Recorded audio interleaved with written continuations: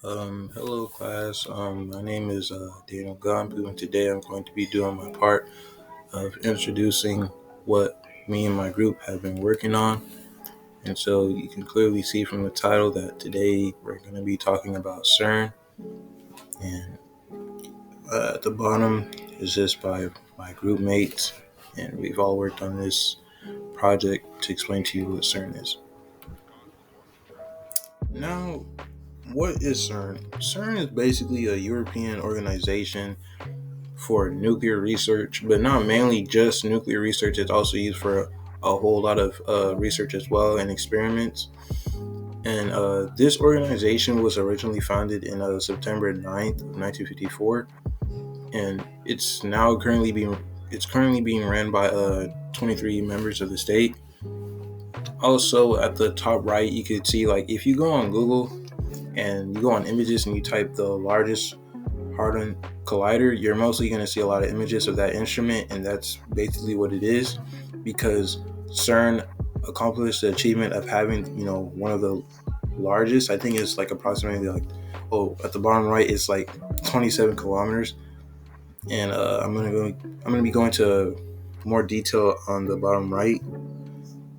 Also, yeah, again, it's also known as the largest and most respected organization for that achievement of doing a whole lot of research and just conducting experiments. And at the bottom right, you can see, like, this is the original one, and like this is what they're planning to do or trying to do in the future time. Now, going on to the next slide. Now, what is CERN for? Again, it's just mainly to do research and conduct a whole lot of experiments by using the Hadron Collider. And also, it's also used, just think of it as like a big group of scientists, just wanting to find, like, experiments. Like, think of it like a organization of like pirates, and they're looking for treasure, right? But in this case, it's like, scientists just looking for a whole lot of experiments and unresolved questions that they would like to solve. Like, for example, the main point of the CERN itself was, to find out the smallest blocks of matter and what it's made of. And right now, at this moment, CERN is currently working on antiproton accelerator and also other experiments as well. And mainly, it's just used to conduct new experiments again. At the bottom left, you just see very specific details of the Hadron Collider, and what's in it and how it's used and stuff. And at the bottom right, you can just see one of the most latest exotic particles that they recently discovered by CERN itself, and it's called a tetraquark. I think that's what it's called. And so, now that I'm done with my part, my roommate here is going to be presenting the history of CERN itself. Thank you. Hi, my name is Garrett, and I get to share with you the history of CERN. In Paris, December 1951, the United Nations Educational, Scientific, and Cultural Organization, also known as UNESCO, assembled for the reason of creating a new branch of study utilizing in high-energy particle physics, also known as nuclear physics. 2 months later, CERN was born. The internal structure was divided into directorates. Staff and architects were swiftly hired, and the new founded group got to work immediately with hopes for creating an international laboratory to make great strides in fundamental research and stretch the limits of our technology and imaginations. With their new organization, CERN immediately got to work with the mission of uncovering what the universe is made of and how it works. They pushed the boundaries of physics, research, and understanding, and their achievements included creating the Higgs boson model of 1970, as well as making the world's largest particle accelerator called the Hadron Collider in 2008. And even to this day, the CERN remains to be the forefront lab of physics research and studies in the world. Hi, my name is Jashan and I research the nations that make up CERN. CERN currently has 23 member states, 22 of them located in Europe. While many countries in Europe are members of CERN, most countries on the eastern side of Europe are not members yet, as most of them were under the Soviet Union during CERN's founding. Israel is the only nation that is a member state outside of Europe currently, due to their contributions in experiments and accelerators. As member states, these states have access to all parts of CERN, such as scientific and technical programs, staff employment, career development, and other services. Also, member states have full voting rights and contribute money to CERN. While most of the founding members are still member states, Yugoslavia left CERN after the nation could not pay its yearly contributions. In addition to the members, 9 states are in the process of obtaining a membership and are called associate states. These associate members pay less dues than the member states, but also have reduced benefits. They also have no voting rights. In addition to member states, non-member states and organizations also contribute to CERN's efforts. Observer states, which are Japan, Russia, and the United States, and 3 organizations, the EU, the JINR, and the UNESCO. These states, not formally part of CERN, have made significant contributions to CERN's infrastructure and kept close links with CERN. These observer states and organizations have the right to attend open sessions of the Council, though they have no voting rights. Institutions and organizations such as universities also contribute to CERN, which allows them to use CERN facilities. While many non-member states exist, many of them are allowed to join CERN because of international cooperation agreements or scientific agreements.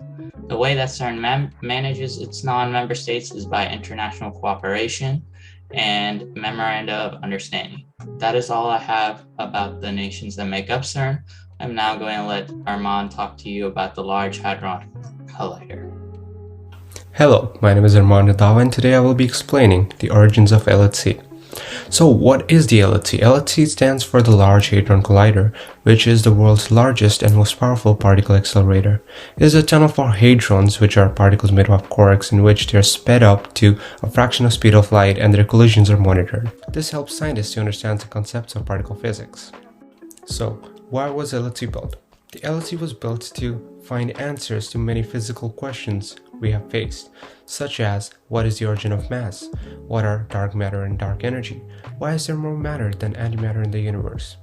Since then, LHC has become an engineering solution to find the answer to these questions. Some of these questions we have found the answers to, and some of them we are on our way. From an engineering point of view, it is worthy to notice how LHC is a marvel to us beings and how it was built. The project was greenlit under the condition that the budget for the accelerator shall remain constant, and the construction took over about 3 decades and took about 3.74 billion euros. The construction was economical, since the tunnel used for the LHC is same as the tunnel used for another particle accelerator called the LEP particle accelerator, and it consists of 27-kilometer ring of superconducting magnets which boost the energy of the particles on the way. Furthermore, it is made 175 meters underground to suppress the radiation emitted during projects. And with that, I would like to pass the presentation to Octavio. Hi, my name is Octavios Gonzalez, and today I'm going to be talking about, in my slideshow, what CERN is doing right now. So, at the moment, the test beam for the LHC, also known as the Large Hadron Collider, which is going on its 3rd run after the previous 2 since like the previous years. And since, after these 2 years, after the past couple of years that it's done tests, it heats up a lot. So that means like it heats up a lot more than like your regular, heating up like a hot pocket, after you wait like a couple minutes, it cools off and all that. No, that's not the case in this one. This one's like a super microwave where after it does like a whole test run, it takes like a while, I think like a couple of months, I believe, when I read up about this, to actually cool down to do another run. So this 3rd one it's going to do, it should begin by around March 2022. So that leads us to the next topic. What can this project do since it takes so long to cool down?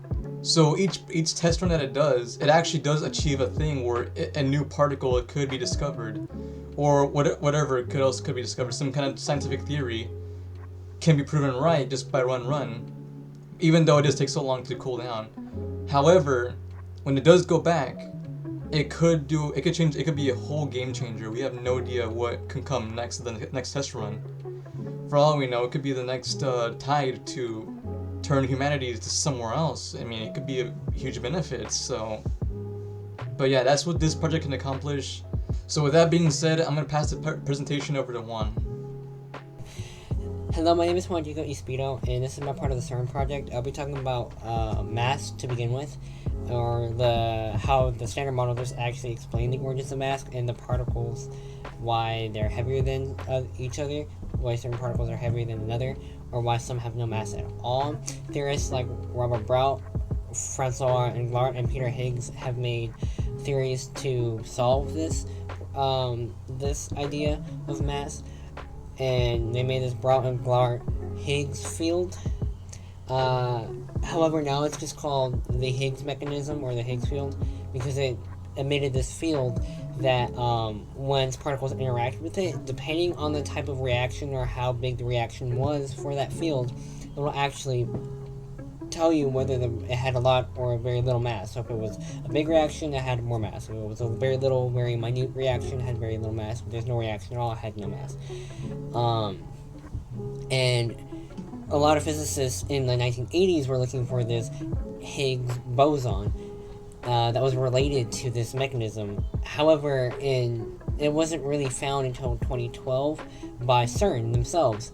And this doesn't really finish the story of mass. However, it is like it completes this chapter of it, and it can help us progress to find more of the origin in the future.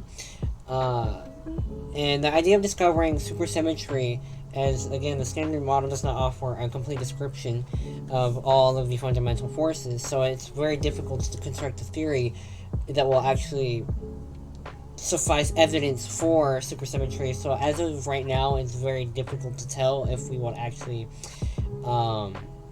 find patterns of supersymmetry. But for now, it's really just time will tell.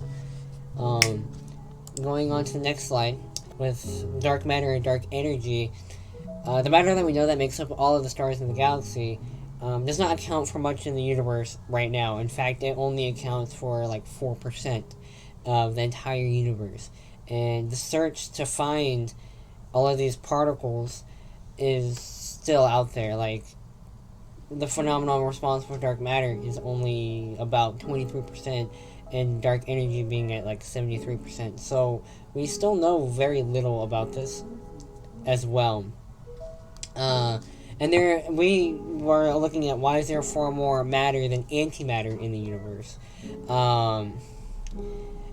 Like, in theory, in the Big Bang, you would expect that matter and antimatter should, in theory at least, be the same amount, because they were there at the dawn, so why would they not be produced at the same rate, causing the exact same amount? But from our observations, there is so much more matter in the universe, and we still haven't even explained that yet. And wrapping my section up here. So gargling plasma gives rise to the particles that constitute the matter of the universe, and this is proven by the Large Hadron Collider, the LHC, because of the collisions between the lead ions reacting or recreating similar conditions similar to those after the Big Bang. Heavier ions collide at higher energies, just similar to the Higgs field. You know, higher mass, higher reaction, heavier ions, higher energy. So they form quicker. They form an instant quark-gluon plasma, or a fireball as they call it, and it's just hot, dense matter that can be studied, and we can learn more about this phenomenon. So, number one, the origins of the mass has not been explained, nor why some particles are heavy and some others have no mass at all. But there are theorists that think that they've made a proposal to solve the problem. Theorists Peter Higgs, Robert Brout, and Francis Englert made a mechanism that gave mass to particles when they interact with an invisible field, which is now called the Higgs field. When the particles interact with the Higgs field, they tend to get heavy, but the feeble interactions are light. The start of the research for the Higgs boson was in the 1980s but in July of 2012, CERN announced that they discovered the Higgs boson. But the confirmation of the Bragg-Ingler-Higgs mechanism did not mean that it was the end of the story. There is no offer of a unified description of all the fundamental forces, as it remains difficult to construct a theory of gravity similar to those for the other forces. Dark matter and dark energy is the matter that makes up all the stars and galaxies, and that accounts for only 4% of the universe, while dark matter is 23% and dark energy is 73%. During the Big Bang, matter and antimatter must have been produced in the same amount, but from observations, the universe is only made up of only matter. Each year, the LHC provides collisions between lead ions, recreating similar conditions similar to those after the Big Bang. So in conclusion, basically the point of this whole project for CERN was that we believe that CERN was actually a great example for engineering, as you can see from the pictures and all that we showed in the project. That took a lot of effort to make, and that would not have been possible without engineering and such, because without engineering, we couldn't have make up a particle collider to even happen, nor even be possible in like millions of years. But because of engineering, we were able to make the CERN particle collider, and that can achieve so many things later on in the future. Who knows what it can benefit in a couple 100 years?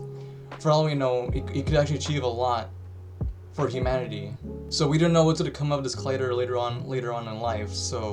But we believe that it will continue to be a great asset to all of us, especially in the engineering field, because who knows what engineering can turn on next? It can be the next, I don't know, to who knows what. So with that being said, thank you for listening to our presentation, and hopefully we did a great job explaining why CERN was important to engineering.